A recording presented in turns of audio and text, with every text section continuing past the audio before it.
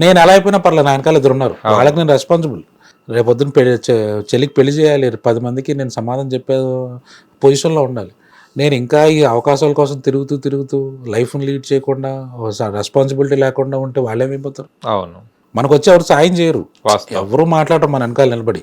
అలా మాట్లాడేవాడు ఉన్నాడు అంటే ఫస్ట్ ఏం చెప్తారంటే నా వల్ల ఆడు పైకి వచ్చారంటారు ఈ రోజుల్లో. అదే అవును, ఆ రెండు నాకు నచ్చవు. కాబట్టి నేను డెసిషన్ ఏం తీసుకున్నానంటే ఓకే, ఫస్ట్ మనకి రెస్పాన్సిబిలిటీ ఉన్నో తీర్చుకుని నా లైఫ్ నా చేతికి వచ్చిన తర్వాత ఎవరు డెసిషన్ తీసుకుందాం అన్నట్టు నేను ప్లాన్ చేసుకున్నాను. ఆ ఉద్దేశంతో అప్పుడప్పుడు ఇండస్ట్రీకి వెళ్ళి చిన్న చిన్న యాక్టింగ్ చేసుకున్నాను. ఓకే, అలాగే వెళ్ళాను, కానీ ఎప్పుడు దాని మీద డిపెండ్ కాలేదు. ఈరోజు మనకి జాబ్ ఉంది, సంపాదన ఉంది, అన్నీ ఉన్నాయి, బిజినెస్లు ఉన్నాయి. సో ఈరోజు మనం బయటికి వెళ్ళి ఒక ఎక్స్పెరిమెంట్ చేసినా నాకు ఇబ్బంది ఉండదు. అదే ఆ ఉద్దేశం అందరికీ రావాలి.